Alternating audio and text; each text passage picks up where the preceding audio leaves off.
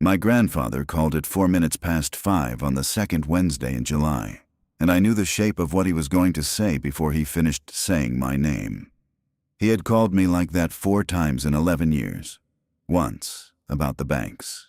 Once about a comet that a man on the shortwave had told him was going to pass close enough to pull the tide up over the Ohio.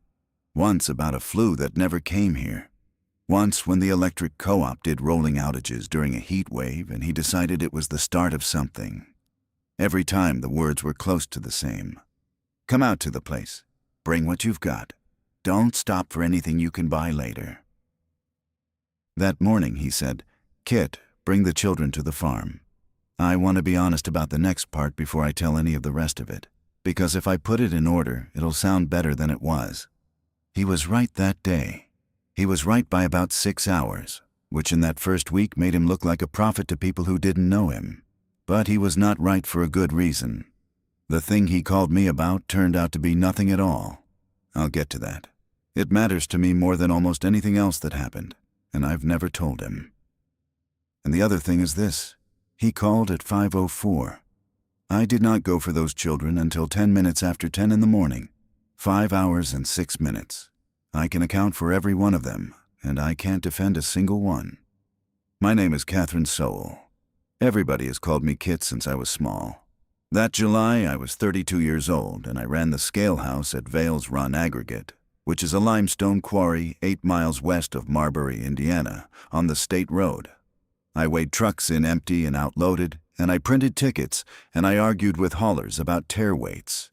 It's a small building with a window, a scale display, a printer that jammed, a space heater in winter and a box fan in July. I'd had the job 4 years and I was good at it, which mostly meant I did not make mistakes, and I did not let anybody talk me into making one. I lived over the insurance office on 3rd Street in an apartment with a bathroom you had to walk through the kitchen to reach. I drove a 2013 Cruze with 191,000 miles on it. I had no children of my own. My sister Danny had 3. Hallie was 14. Wyatt was 11. June had turned 6 in April. They were my sisters, and since the 5th of March they had not been my sisters in any way the county recognized, because Danny was in a court-ordered inpatient program up in Indianapolis, and the 3 of them had gone into licensed foster care. People always want to know why they didn't come to me. It's a fair question, and the answer is short. I have a theft conviction from when I was 21 and an operating while intoxicated from 2016. And when the family case manager ran the background check on me in February, she came out to my apartment and sat on my couch and told me kindly and clearly that she could not recommend placement and that a waiver was possible but not likely and would take longer than the children had. My grandfather asked to be considered too. He was 78 then, living alone on a working dairy with an open manure pit, a bulk tank room with a chemical shelf, and a bull calf pen. She didn't even have to say no to him. He read it on her face and thanked her for coming. So Hallie and June went to Charlene Voiles on Ferran Street in town, and Wyatt went out to Ron and Patty Dokes on County Road 300 North because Charlene had 2 beds and not 3. Sibling groups get split. It happens constantly. Nobody involved was a villain about it. Charlene Voiles had been licensed 19 years and had a laminated schedule on her refrigerator, and she never once made me feel like garbage, which she would have been within her rights to do. I saw them on Sundays. That was the arrangement. And it was not court-ordered. It was Charlene being decent, and I knew it, and she knew I knew it. That's the standing I had over those 3 children on the morning my grandfather called. None, not a page of it. So when he said bring the children to the farm, the first thing I felt was not fear. It was tiredness, the specific kind you feel when somebody asks you for something they don't understand the size of. I said, "Papa, I can't just go get them." He said the milk truck didn't come. That was his evidence. He runs 31 milking jerseys in a tie-stall barn his father built in 1954, with a pipeline and a 400-gallon bulk tank. And a hauler named Chess Duval picked up every other morning between 5 and 6:30 for the co-op down at Sellersburg. Tuesday was a pickup day. Chess hadn't come Tuesday. He hadn't come Wednesday morning either, and Emmett had been up since 3:30 waiting on him. And when he called the co-op's dispatch number, it rang 11 times and rolled to an answering service in Tennessee. And the woman there took his name and said someone would return the call. "They don't leave milk," he said. "Milk is money. Chess come in the ice storm. Chess come the day his mother was buried. He come at 4 in the morning and went to the funeral at 10. They do not leave milk sitting." I was standing in my kitchen in the dark with the phone against my shoulder, filling a glass at the sink. I said, "Or Chess is sick and they're short a driver." He said, "That's what you'd say. That's what anybody would say. There's National Guard trucks at the water plant in Louisville," he said. "Fella on the radio out of Elizabethtown said it twice and then quit saying it. That was the whole case. A late milk truck and a man on the radio who stopped talking about something. If you put it on paper, it's nothing. It's less than nothing." I had heard him build a bigger case than that out of a grocery store being out of bottled water. I told him I'd call him on my lunch. He said okay. He didn't push. He never pushed. That was the thing about him. He'd say it once and then he'd hang up and go do his work. And if you didn't come, he never mentioned it afterward. Not one time in 11 years did he say "I told you so," because he'd never had the chance. And I think part of him had stopped expecting to. I got in the shower. I was on shift at 6. The quarry is a good place to be at 6 in the morning in July. It's cool for about 40 minutes, and then it isn't. The first trucks come through the north gate, and the crusher starts up around 6:30, and the whole valley makes a low, grinding sound that you stop hearing by the second week you work there. The first thing that was wrong was Merle Sipe. Merle is an owner-operator, 63 years old, and he had disputed his tear weight with me every single Monday for 6 years. Not angrily. It was a bit between us. He'd get weighed empty, and he'd say the scale was reading him heavy because of the toolbox. And I'd say the toolbox was on the truck when we certified it. And he'd say the certification was done in cold weather, and I'd say metal shrinks in cold, Merle. And he'd say that's my point, and we'd go around, and then he'd take his ticket and go. That Wednesday, he came through at 6:52, and I read him his empty weight, and he said, "Just put whatever." I looked up. He was looking at the fence line past the scale house, not at me. I said, "You feeling all right?" He said, "You know anybody selling a generator? Not a little one." I said, "No." I said my grandfather had a PTO unit that ran off the tractor, but that wasn't going to help him. He nodded, like that was a real answer to a real question, and pulled forward onto the pit road. He took one load out. He didn't come back for a second, and Merle Sipe always ran 4 in the morning. I wrote it off. I thought his wife had gotten a diagnosis. That's genuinely what I thought, and I thought it the way you think about somebody else's bad news, which is briefly. At 8:15, I called Emmett back on the landline in the scale house because my cell didn't hold in the pit. He'd milked, and he was in the milk house, and I could hear the compressor cycling behind him. Still no truck. He'd called the co-op again and gotten the Tennessee woman again. The tank was at 310 gallons, and evening milking would put it near 400, and the tank held 4. I said, "So what happens?" He said, "Then I've got no place to put tonight's." "So you dump it."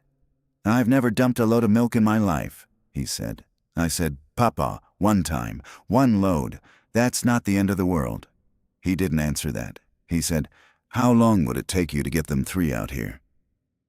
I said something I've thought about a lot since. I said, "It's not a driving question." He said, "I know what it is." At 9:40, Dale Wrench shut the plant down. Dale was the superintendent, a big, careful man who'd been there since before I was born. He came into the scale house and told me to stop weighing and print the day's tickets and go home. Corydon Ready Mix had canceled, so had 2 paving contractors in the county highway garage. Nobody was taking rock. There was no point running a crusher to make a pile. Somebody in the lot said the words fuel surcharge. Somebody else said the county was out of money again. Dale said he'd call everybody tonight about tomorrow. Here is the honest texture of that moment. It did not feel like a collapse. It felt like a slow day. It felt like the kind of thing that happens twice a year and everyone complains about, and then it's fine. I was mildly annoyed because I was hourly. But going out the gate, I noticed the state road. Westbound had cars on it, steady the way it is at 5 in the afternoon, and eastbound had nothing. Not light, nothing. And there were plates I didn't recognize as local, and a lot of them had things in the back seats, the way a car looks when somebody packed it fast and badly. A laundry basket, a floor lamp lying across the seat. I sat at the stop sign longer than I needed to. I remember a woman in a gray Equinox looking over at me with an expression I could not read, and then looking away. I got to the edge of Marbury at 10:04, and the fairgrounds is right there on the north side, and that's when it started to actually get inside me, because it was Fair Week, and the fair was wrong. The Marbury County 4-H Fair runs 7 days in July. It is the largest thing that happens here. The cattle barn, the swine barn, the rabbit and poultry building, the midway with 6 rides and a funnel cake trailer, the grandstand. Kids sleep at the fairgrounds during Fair Week in campers, in the tack rooms, on cots in the barn aisles. It's a tradition older than any of us, and nobody supervises it much. Wednesday morning of Fair Week, the swine barn should have been full and loud, and the hog show should have been at 9. The swine barn was half empty. People were backing trailers up to the barn doors and loading pigs out. Grown men in a hurry, doing it without talking. On the fair board's message sign at the entrance, somebody had put up plastic letters that read, "Morning Show's Cancelled Seaboard Member," and one of the L's was upside down. I found Hallie in the cattle barn. She had a shorthorn heifer she'd raised from a calf named Bootsy, and she was standing at the head of it with a rice root brush in her hand, and she wasn't brushing anything. She had her phone in the other hand, held low against her leg the way teenagers hold a phone when an adult is coming. She was 14 and she had my sister's exact face and none of her mannerisms, which I always thought was the luckiest thing that ever happened to that girl. I said, "What's going on?" She said, "Nobody's telling us anything." Then she said, 3 kids left in the night. Their parents came and got them and didn't take their animals. And Miss Renner was crying at the horse barn, and she said it was because of her sister, and then she wouldn't say anything else. I said, "Left in the night. Like what time?" "Like 2, she said. "Like flashlights." I said, "Show me your phone." She said, "There's nothing on it. There's nothing anywhere. That's the thing." That was true, and it's a detail people don't remember correctly now. There wasn't a flood of information that morning. There was a hole where information should have been. The local radio station was running a syndicated call-in show. The county's Facebook page had a post from Monday about the fair parade route. Louisville stations were doing traffic and weather. The absence was the signal, and I couldn't read it because I'd never had to read an absence before. I said, "Get your stuff." She said, "What about Bootsy?" I said, "Water her and open the gate to the pen and leave the halter on the rail." And she did it. She was 14, and she did it in about 90 seconds without one argument, which told me she'd already decided something on her own before I got there. Then we walked out to my car and got in it and drove off the fairgrounds. I want to say clearly how easy that was. There was a fair board member 40 feet away in a golf cart with a clipboard. There were 2 adults in the barn aisle. Nobody asked me anything. Nobody knew who I was, and it wouldn't have mattered if they did, because a woman putting a teenage girl in a car at a county fair is the least suspicious thing in the world. I had just removed a child from a licensed foster placement. That's what it was legally. It took 90 seconds, and no one blinked, and I got a small, dirty flare of relief out of how simple it had been, and I have thought about that flare more than once. Hallie put her seatbelt on and said, "Are we getting Wyatt in June?" I said, "We're getting June 1st. She's closest." That was the second decision. I've turned it over 1,000 times. Charlene's house on Ferran was 5 minutes away. The Dokes' place was 12 miles out 300 north. June was 6, and Wyatt was 11, and 11 can wait, and 6 can't. That's the arithmetic I did in about 2 seconds at a stop sign, and it was reasonable, and it cost my nephew 4 days. Charlene Voiles came to the door in a house coat with a coffee cup, and I knew from her face in the first half second that she already knew more than I did. She said, "Kit." I said, "I need to take June out to my grandfather's." She looked past me at my car and saw Hallie in the passenger seat, and something moved across her face, not anger, something closer to grief. She said, "Come in off the porch." The house smelled like coffee and dryer sheets.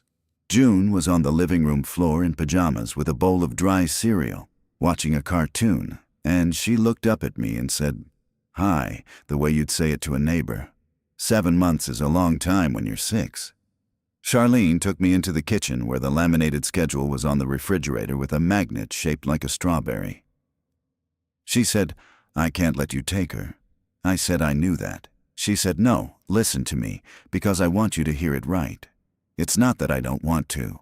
My daughter-in-law's a dispatcher over in Harrison County, and she called me at 4 this morning and told me to keep everybody in the house today. I know something's wrong.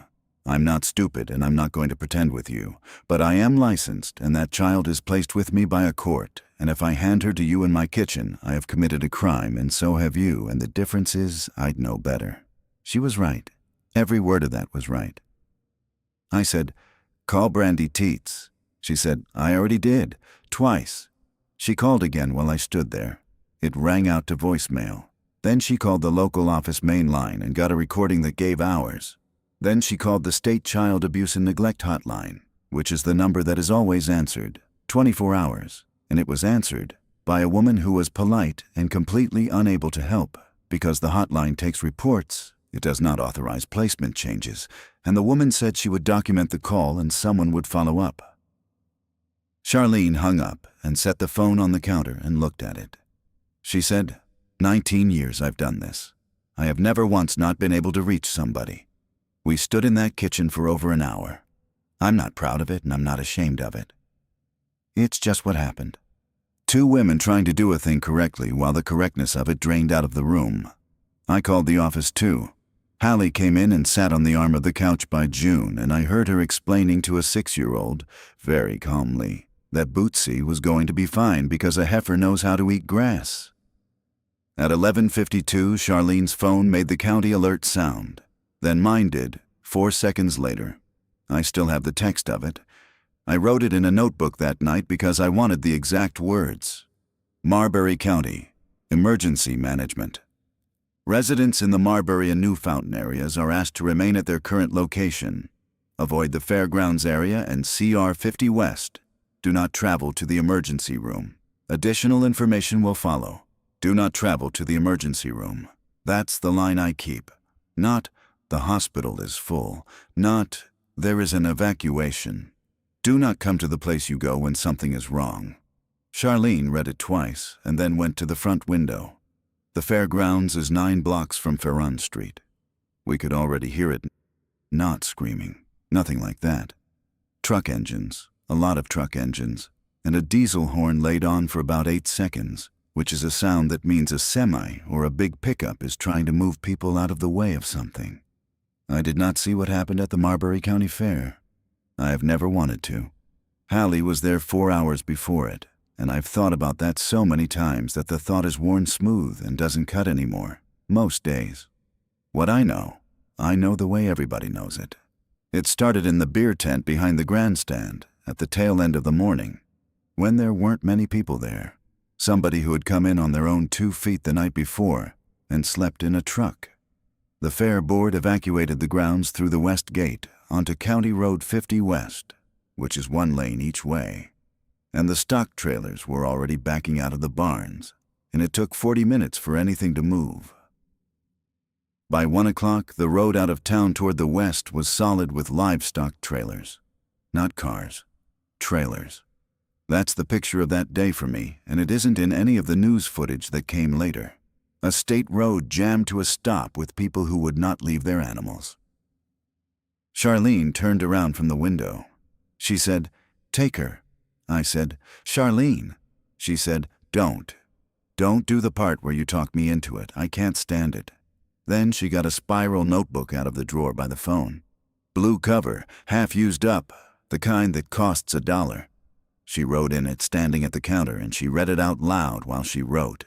And her voice was steady the whole way through, which I think was the hardest work anybody did in Marbury that day. She wrote, Wednesday, July the 10th, 12:19. June Sowell released to her Aunt Catherine Sowell of 3rd Street, Marbury, to go to Emmett Sowell's farm on Coldwater Road. Reason, County emergency alert. Unable to reach FCDM Teats or DCS. My decision, not the aunt's. Then she signed it and turned the notebook around and had me sign it. Then she said, "I'll be calling this in as soon as somebody answers a phone. I want you to understand I'm going to do that. It's not against you." I said, "I know it isn't." She said, "It's for her." She packed June in 9 minutes.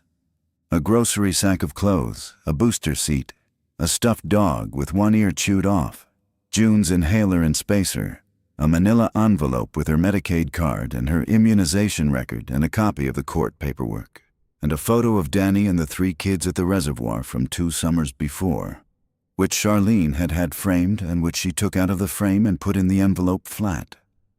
June did not want to go. That's the part that people leave out of stories like this, so I'm going to put it in. She was not a child being rescued. She was a 6-year-old being taken away from the woman who made her breakfast and knew how she liked her hair, by a person she saw on Sundays, and she cried in a way that was not a tantrum. It was worse than a tantrum. It was quiet. She cried for Charlene for the better part of 2 days. She asks for her still. Charlene stood in the yard and did not wave, because she was crying and didn't want June to see it out the back window, and I understood exactly what she was doing, and I have tried to be that considerate about something one time in my life and failed. We got out of town going east on Vine, because west was the fairgrounds and north was the state road. My gas gauge was on a quarter. The Marathon on the corner had a paper sign taped to the pump that said, "Cash only card system down," which was the first system-level thing I saw fail with my own eyes, and it was almost boring. I had $61 in my wallet. I put 40 of it in and got about 11 gallons, and the man inside took the bills without counting them and told me the pumps would probably be dry by dark because he'd had 4 transport trucks scheduled this week, and none had come. Then I drove out 300 north to get Wyatt. The Dokes place is a brick ranch with a pole barn and a long gravel drive with a basketball hoop halfway down it. Ron Dokes was in the yard, hooking a hose to a stock tank he used for his grandkids to swim in, which he wasn't going to fill for swimming, and he watched me come the whole way up the drive without stopping what he was doing. Wyatt was in the front window. He saw the car and he saw Hallie in it, and he came out onto the step. Ron put his hand on the boy's chest and moved him back inside and shut the front door and stood behind the storm door and talked to me through it. I've replayed this conversation more than any other because it's the one I could maybe have won. He said, "Kit, I know why you're here." I said, "I've got his sisters in the car. I'm taking them to my grandfather's on Coldwater.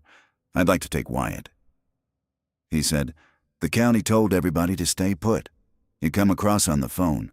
I said, "It said stay at your current location. His current location is supposed to be with his family." He said, "It's supposed to be here, that's what the paper says." I said, "Charlene Voiles released June to me 20 minutes ago and wrote it down and signed it." He said, "Then Charlene Voiles can answer for Charlene Voiles." He wasn't shouting, he wasn't hateful. He was a 60-something-year-old man with a wife who had a stent put in the year before and a daughter driving down from Terre Haute and a foster child he was legally responsible for. And I was a woman with a record standing in his driveway on the worst morning of anyone's life saying, "Trust me." He said, "You get me something from the state, and he goes with you today." I said, "Nobody's answering the state." He said, "Then that's where we are." Wyatt was at the window again behind him, 11 years old. He had his hand up flat on the glass, not waving, just flat, and Hallie saw him and rolled her window down and started to say something, and I told her to get in the car. I could have stayed. That's the thing. I could have stood in that driveway for 4 hours. I could have put my hands on that storm door. Ron Dokes was 70 pounds heavier than me, and I don't think he'd have hit a woman, but I don't actually know. And I had a 6-year-old and a 14-year-old in a car with 11 gallons of gas, and it was going on 2 in the afternoon, and I had already, in the previous 3 hours, committed 2 crimes I could be sent to prison for. So I did the arithmetic again. 2 out of 3. Come back with paper. I said, "I'll come back." He said, "I'll keep him fed." He did too. I want that in here. Whatever else, Ron Dokes kept that boy fed. Coldwater Road runs southeast out of Marbury, 11 miles, and turns to chip and seal at the county line, and then to gravel for the last mile and a half. My grandfather's place is 174 acres, most of it hill pasture that can't be farmed for anything else, with a white two-story house built in 1911 and a long, low dairy barn built in 1954, and a milk house stuck on the end of it like an afterthought, which it was. We came up the lane at 2:40 in the afternoon. Emmett was standing at the corner of the milk house with a hose in his hand. He'd been washing the tank. He didn't run to us. He didn't say, "Thank God." He looked in the back seat, counted, and said, "Where's the boy?" I said, "Dokes wouldn't let him go." He said, "All right," and turned the hose off, and that was the entire conversation about it for 4 days. Here is what my grandfather actually had, on the day everybody later decided he'd been right. He had 31 milking jerseys, 12 dry cows and bred heifers, 5 calves in hutches, 60-some laying hens, 2 hogs, an old blue heeler named Punch, and a barn cat population nobody had ever counted. He had a 400-gallon bulk tank with 310 gallons of grade A milk in it that nobody was coming to get. He had a diesel farm tank with a little under 400 gallons of off-road fuel in it, red-dyed, which is legal in a tractor and not legal in a truck on a public road, a distinction that stopped mattering to us around week 2. He had a PTO generator that hung off the back of a 1979 John Deere 4040 and would run the well pump, the vacuum pump, the milk cooler, and the house lights, but not all at once, and it burned close to a gallon of diesel an hour under load. He had a chest freezer full of beef from a steer he'd had done in November. He had no way to keep that freezer cold if the power went for good, and he knew it, and he'd known it for years, and he'd never done a thing about it. He had about 200 square bales of last year's hay in the mow, and second cutting standing in the field that he could not bale himself, because he was 79 and had sold his baler in 2018 and hired a custom crew out of New Fountain every year. He had a feed contract with the mill for a protein and grain mix, delivered every 10 days into 2 overhead bins. The last delivery had been the 2nd of July. That gave us until about the 12th. He had no bottled water, no rice, no beans, no ammunition beyond what was already in the house, no plan, no maps, no radio set up beyond a Grundig shortwave and a police scanner he'd had since the 90s. Every one of the 4 times he'd called me about the end of the world, he had not gone out and bought a single thing. What he had was a farm, and 58 years of getting up at 3:30, and a body that had just about finished paying for it. That first evening, the 4 of us milked. I say the 4 of us. Emmett and Hallie milked, and I did what I was told badly, and June sat on a stack of feed sacks in the walkway with Punch and cried on and off. I had not been in that barn in 14 years. I'd left this place at 18 with a bag and a lot of opinions, and never once considered that I'd need to know how to strip a quarter or read a cow's udder or dip teats or hang a claw so it didn't slip and suck air. Hallie knew all of it, because 4-H, because she'd been coming out here since she was 7, and Danny would drop her off for a whole Saturday. 14 years old, and by the end of the first week, she was the best hand on the place, and everyone, including my grandfather, knew it. And nobody said it out loud because that's not how he talked. It takes Emmett 2.5 hours to milk 31 cows by himself in a tie-stall barn. 2 people cut it to about 1 hour and 40. Twice a day, 4:30 in the morning and 4:30 in the afternoon. That is the actual thing that happened to us. That's the whole story of the next 3 months, and honestly, everything else was decoration on top of that. You cannot pause a dairy cow. That's what I did not understand and what I want anyone listening to understand, because it's the thing that made our situation different from a house in town with a pantry. A cow in peak lactation makes milk whether or not you have a use for it. If you don't take it out of her twice a day, her udder builds pressure and she gets mastitis, and she can go from fine to dying in about 30 hours. You can dry a cow off on purpose, but it's a process. You cut her grain, you cut her water some, you go to once a day, then every other day, and you watch her, and it takes a week or 2, and if you do it fast and wrong on a high producer, you can kill her. So on the morning of July the 11th, with the fairgrounds cordoned off and the state road blocked and no clear information from anybody, our actual emergency was that 31 animals needed their milk taken out of them by 4:30 that afternoon, and there was nowhere on earth to put it. Which brings me to Thursday. And the thing I've never told him. Chess Duval's tanker came up the lane at 6:40 Thursday morning. I was carrying a bucket of warm water across the barn lot when I heard him downshift at the bottom of the hill, and I set the bucket down, and I remember my hands were shaking. Emmett came out of the milk house and stood in the drive. Chess got out. Big man, 50s, ball cap. He didn't look scared. He looked embarrassed. He said his relief driver had quit on the 5th of July, and the co-op had rerouted his run and put Marbury County on Wednesday, Saturday, instead of Tuesday, Thursday. And the notice went out by email, and my grandfather does not have email. And the paper letter was probably sitting in the mailbox at the end of the lane under a Farm Bureau flyer. And it was. I walked down and got it that afternoon, dated June the 28th. Then Chess said, "You hear about the fair?" Emmett said he had. Chess said the plant in Sellersburg was still running, but they'd lost about a third of their staff, and he didn't know about next week. And he pumped 340 gallons out of that tank and wrote the weight on a ticket and put a copy under the wiper of Emmett's truck the way he'd done for 19 years. And he shook my grandfather's hand, which I don't think he had ever done. And he left. That was the last load of milk that ever went off this farm, and the reason my grandfather called me at 5:04 on Wednesday morning. The one hard fact he had, the thing he built the whole call on, the thing that got me out of bed and eventually got 2 children into my car before noon was a schedule change and a letter in the mailbox. He stood in the drive after the tanker went down the hill, and he didn't say anything for a while. Then he said, "Well," and then he went and got the manure spreader out because the pit needed pumped. I've never told him. He'd take it the wrong way. He'd think I was saying it didn't count. It counts. 2 of those 3 children were on this farm before the alert went out, and they were there because of a wrong letter and a stubborn old man's pattern matching.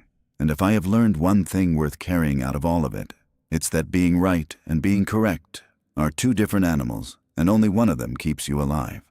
The power went out for good on the 16th, 6 days in. It had flickered before that, gone for 11 hours on the 14th, and come back. On the 16th, it went at 3:20 in the afternoon, and did not come back. That was when the generator stopped being a nice thing to have and became the reason the animals had water. Cows drink a lot.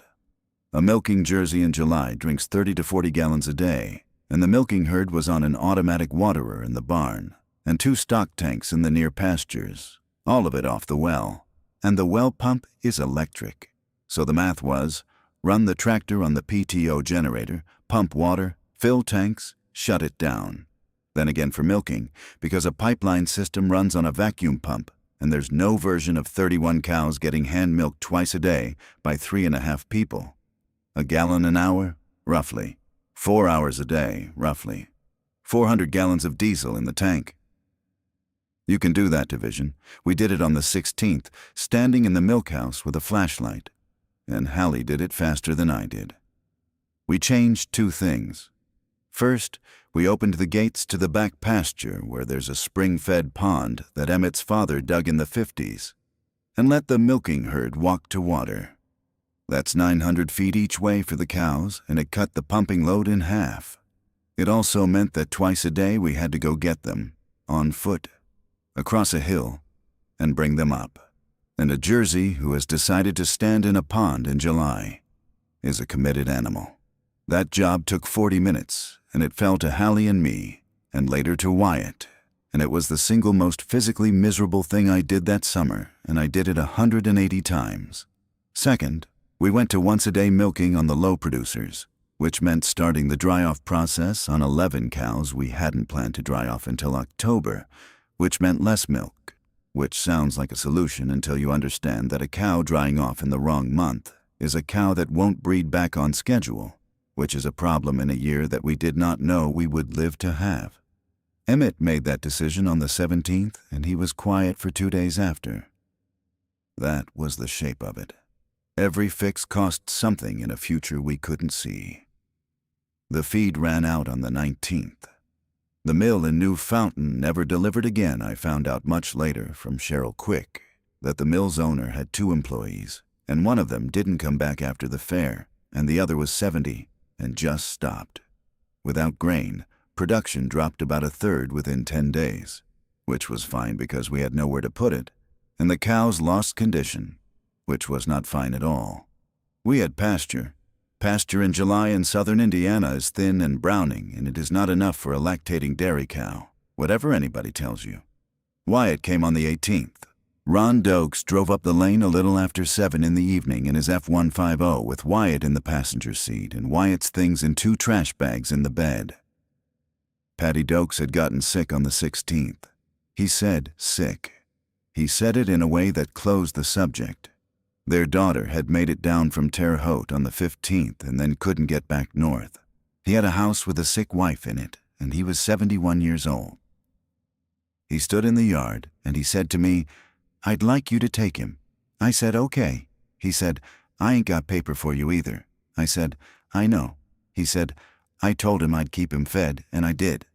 He shook Wyatt's hand, which I thought was a strange thing to do to an 11-year-old until I saw Wyatt's face and understood that it was the right thing and probably the only right thing available. Then he got in the truck and went back down the lane. I don't know what happened to Ron and Patty Dokes. I could find out. There are ways now. I've decided not to, and I'm aware that's a decision and not an accident. Wyatt did not speak to me for 6 days. He wasn't sullen about it in a dramatic way. He just wouldn't. He'd answer Hallie. He'd answer Emmett in one word. He'd let June climb on him. He would not look at me, and when I finally cornered him about it in the haymow on the 24th, he said the only thing he ever said to me about it, which was, "You came and you left." I said I came back. He said, "You left first." There is no good answer to that. I've spent a lot of time looking for one. The true answer is that I did the arithmetic and he lost it, and the arithmetic was defensible, and being defensible is not the same as being forgivable, and an 11-year-old is not obligated to grade you on a curve. He works harder than anybody on this place now. He is the one who gets up with Emmett at 4. He's 12 and a half. He still hasn't said it's all right, and I've stopped waiting for him to. Cheryl Quick started coming for the evening milking on the 22nd. She's 58 and lives 2 miles up Coldwater, and she milked for Emmett's brother Lauren for 11 years before Lauren died and the herd got sold. She showed up on a 4-wheeler with her own boots and didn't ask permission. Just said, "You're short," and went in and started prepping cows. She came every evening for 5 weeks. It cut 40 minutes off the evening milking, which does not sound like much until you understand that 40 minutes is the difference between eating supper and not eating supper.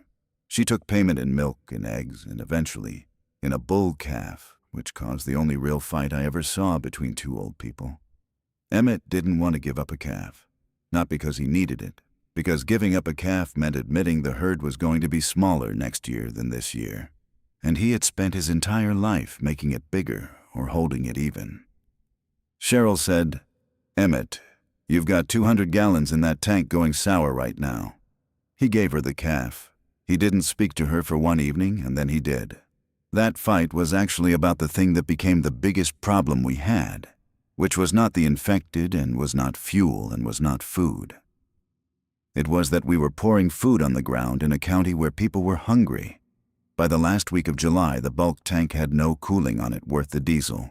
We had milk we couldn't sell, couldn't chill, couldn't store, and couldn't stop making. What we did with it, for 11 days, was carry it out in 5-gallon buckets and pour it into the manure pit. I want to describe that without dressing it up. 200 and some gallons a day, in buckets, in July heat, into a pit. The smell got into everything. The flies were beyond anything I have words for. Hallie threw up doing it on the 2nd day, and then never did again. June wasn't allowed near it. Punch had to be shut in the house because he kept trying to drink out of the buckets. And people knew. That's the part I didn't anticipate. Coldwater Road has maybe 14 houses on it, and every one of them knew Emmett Sowell ran a dairy, and the IGA in Marbury had been emptied on the 11th and 12th, and the Dollar General on the 14th, And by the end of July, there were people in this county eating out of gardens that weren't ready yet. On the 28th, a woman named Donnell Pike walked up our lane with 2 plastic milk jugs and asked. Emmett said no. He said no for a reason that made sense inside his head. And I understood it, and I hated it. He'd held a Grade A permit for 51 years. It is illegal to sell raw milk for human consumption in this state, and it has been his whole life. And a dairyman who gets caught selling out the back door loses everything. He had turned down neighbors for 5 decades. He had a groove worn in him where that answer lived. Donnell Pike stood in our lane with 2 empty jugs and said, Emmett, there ain't a permit anymore. He said, there is till somebody tells me different. She went back down the lane and I watched her go, and then I went in the house and had the worst argument of my life with my grandfather, in front of 3 children, which I regret. I said we were pouring 3 tons of food a week into a manure pit. He said if we started, it wouldn't stop. I said, good, let it not stop. He said, you don't know what you're saying. You give milk to 14 houses on this road, and by Sunday there's 40 cars in that lane, and half of them from town, and every one of them's going to see 31 cows and a diesel tank and 200 bales of hay and a freezer, and there's not a one of them that's a bad person, and it will not matter. He was right. I want to be very clear that he was completely right, and I was completely right, and there was no version of that argument anybody could win. We started giving it away on the 30th. I won. I pushed, and Hallie took my side, and Cheryl took my side, and he gave in. And I have never once regretted the decision itself, and I think about the consequences of it every single day. The way we did it, Tuesdays and Fridays, from 5 in the evening until it was gone, at the end of the lane, not up at the house. Bring your own container. Emmett wrote out a sign on the back of a feed tag that said, raw milk not inspected, boil it. And Hallie zip-tied it to the mailbox post. The first Tuesday there were 9 people. The second Friday there were 22. By the middle of August there was a line down Coldwater Road on a Friday evening that took an hour and 40 minutes to clear, and we were sending people away empty because we ran out. And the ones we sent away empty were always the ones who'd driven farthest. It was also, and I'll say this plainly, the best thing that happened in that whole period. People brought things, not as payment exactly. A woman brought 8 pounds of green beans. A man named Rondall brought a 5-gallon can of gasoline and wouldn't take milk for it, and took milk when Emmett got mad at him. Somebody left a box of canning lids on the mailbox post at night with no name on it, and canning lids in that August were worth more than money. And a man named Cobb Etherton, who I'd known slightly my whole life, came on the second Friday and looked at the sign and looked at the line and said to me, y'all need a hand baling that second cutting. He had a baler. His son had a wagon. They put up 1,140 square bales off Emmett's hill ground in the last week of August in exchange for 400 of them and all the milk they wanted. And that hay is the reason those cows were alive in February. So it wasn't a mistake. I want that on the record. It just also had a bill attached, and the bill came in October. The infected were around us that whole time, and I've barely mentioned them, which is accurate to how it actually felt. The first one I saw was on the 21st of July at dusk, walking the fence line along the east side of the pasture, 400 yards off. Emmett saw him first and put a hand on my arm, and we watched from the barn lot for maybe 6 minutes. He was following the fence, the way water follows a ditch. He went south along it and out of sight, and we did not see him again. That was it. That was the whole encounter. And I stood there afterward with my heart going and realized that the thing I'd been braced for since the 11th was, in practice, going to be mostly this. Something wrong at a distance, moving slower than you, in the direction the land pointed it.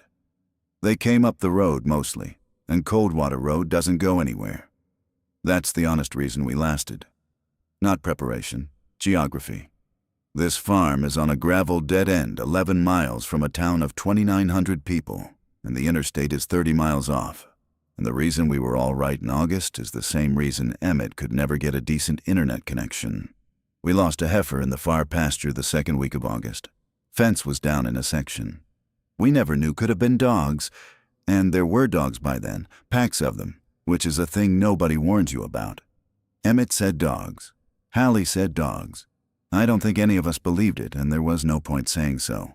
The one that actually got inside came on the morning of the 11th of August, which was a month to the day.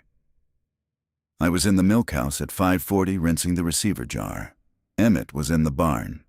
I heard Punch go off in the house, and then I heard boots on gravel, and a man came through the milk house door. It was Denny Cobble. He hauled cull cows for half the farms in this county, and he'd been in that milk house 200 times. I'm not going to describe him. I'll say that I knew him instantly, and I knew instantly that it was not going to be a conversation, and that the gap between those two pieces of knowledge was about a second and a half, and it was the longest second and a half of my life. I got the door between us. It's a steel door with a slide bolt because of the chemical shelf, and I got it shut, and I got the bolt over, and then I stood there with both hands flat on it because the bolt is old and the screws are old, and I yelled, and Emmett came, and the two of us stood on that door for what the clock later said was 19 minutes. Then it stopped. Emmett sent me up to the house.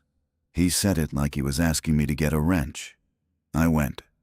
I sat on the porch steps with June on my lap, and Hallie in the doorway behind me, and Wyatt standing out in the yard where he could see the barn, refusing to come sit down, and after a while there was one sound from behind the equipment shed, and then nothing else.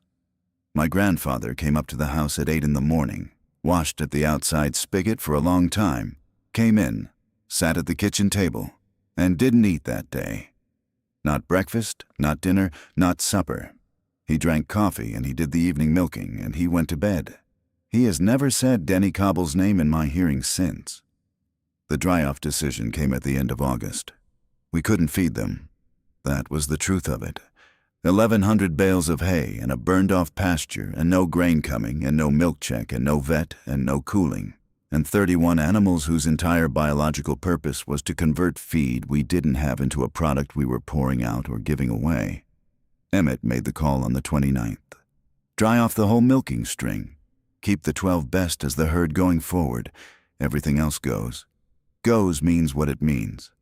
Some of them went to Cobb Etherton and to 2 other families up the road, alive, on the hoof, traded for things. 6 of them did not go anywhere. That work happened over 3 days in the first week of September, out past the equipment shed and over the rise. And I kept June in the house with the radio on, and Hallie helped because she asked to and because Emmett said she could, and I did not have standing to overrule either one of them, and by then I'd learned not to try. Hallie was 15 by then.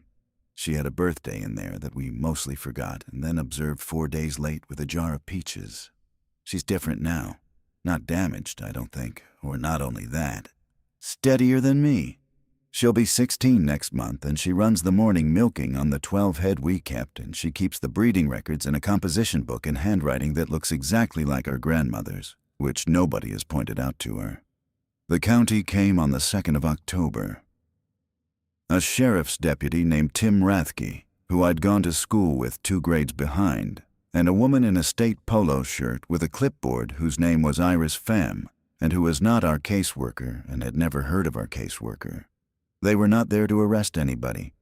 I understood that in the first 30 seconds, and it did not make me feel better for very long. They were doing an accounting. That's the word she used.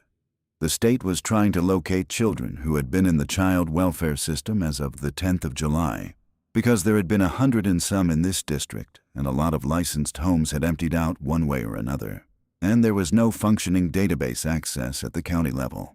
And so a woman with a clipboard was driving a fuel-rationed county car down gravel roads, writing names on a form. She asked me for the children's names, dates of birth, and the name and address of the person who had physical custody prior to the 10th of July. I gave her all of it. Every bit. Including Charlene Voiles, Farron Street, and Ron and Patty Dokes, County Road 300 North. She wrote for a while, and then she looked up and said, "Charlene Voiles." I said yes. She said, "She's been calling us about June since the 12th of July. I did not know what to do with my face. Charlene Voiles was alive.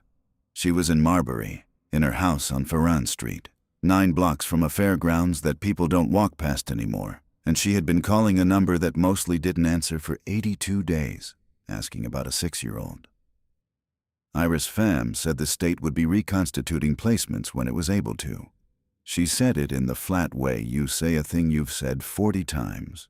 She said that Emmett Soul's farm was not a licensed placement, and that I was not an approved relative caregiver, and that she was not making a determination today, and that she was documenting the children's location as stable and appropriate.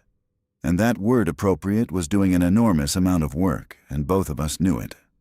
Then she asked me to sign the form. I looked at Deputy Rathke and he looked at the barn and didn't help me. I signed it.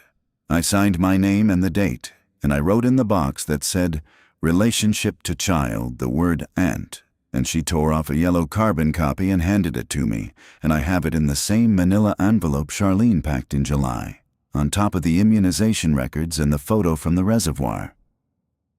There was never a moment where I could have refused. That's what I want people to understand about the ending of this, if it's an ending. I couldn't refuse because the county was the reason we got a fuel allocation in November. I couldn't refuse because we needed the road graded and the culvert at the bottom of the hill fixed. I couldn't refuse because refusing would have meant hiding 3 children from the only institution that was still writing anything down, and I had done a lot of things by then, but I hadn't done that one. So I signed my name on a list that says where they are. It's the 18th of December as I put this down. 5 months and a week. We milk 12 cows now, twice a day, at 4:30 and 4:30. It takes 1 hour and 10 minutes with 2 people. The pipeline runs off the generator and we run the generator 90 minutes a day. And we have 140 gallons of diesel left and a promised allocation in January that may or may not come. We eat. There's beef and there's milk and there's what came out of the garden and got canned in that unbelievable last week of August. And there's eggs. We are not going to starve this winter.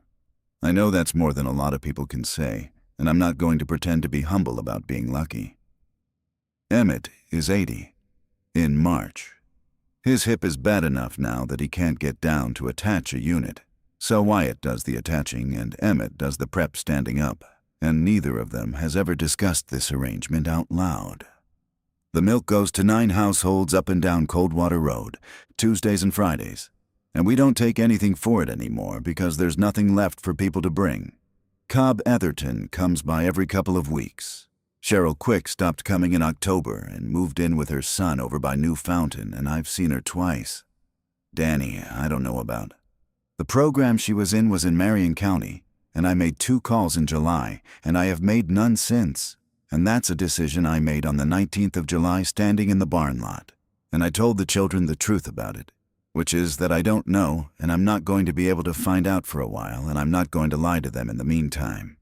Hallie took that better than Wyatt. June doesn't ask, because June was 3 the last time her mother was steady, and I don't think she has anything to ask about. June asks about Charlene. Not every day now. She did every day for the first month. She'd ask at night mostly, in a very reasonable voice, the way you'd ask about a friend who moved. When are we going to miss Charlene's? And in July I said soon, because I'm a coward, and in August I said, I don't know, and in October, after Iris Pham drove back down our lane, I sat on the edge of that bed and told a 6-year-old that Miss Charlene was okay, and was in her house in town and missed her. And June said, okay, and went to sleep, and I sat in the dark in the hall for about an hour. I've thought about driving her in. I have red diesel in a truck and 11 miles of road and nobody checking anything. And I could put that child in a kitchen with the woman who raised her for 7 months and let them look at each other. I haven't, and I know exactly why. And it isn't the road, and it isn't fuel. It's that Charlene Voiles is a licensed foster parent who has been calling the state about June Sowell since the 12th of July. And she has a spiral notebook with my signature in it. And she is going to do the right thing, because she always does, and when the state comes back around, and it will come back around, because it's already been out here once with a clipboard. Charlene's name is going to be on the paperwork, and mine is going to be on a form that says Aunt in a box. She's not my enemy. I want to say that as clearly as I can. She's the best person in this story. She is the only person in this story who did everything right on the 10th of July and paid for it, and she loves that child. And she is going to have a stronger claim than I have because she should. That's the thing that's sitting out there. Not the infected on the fence line, not the diesel, not the second cutting or the 12 cows, or what happens if Emmett's hip gives out in February. Somebody who loves my niece knows exactly where she is, and so does the state, and the world is going to get organized again eventually. That's what everybody keeps saying. In the good version and the bad version, it's going to get organized. And when it does, there is going to be a hearing in a room with a table in it. And I am going to have to stand up in front of somebody and explain a theft conviction from 2010 and an OWI from 2016 and 11 miles of gravel road, and a Wednesday in July when I heard the whole thing at 5:04 in the morning and clocked in for a 6 o'clock shift anyway. My grandfather still thinks he called because of the milk truck. We milk at 4:30. Then we do it again at 4:30. It's not safety. It's a payment, and it comes due twice a day.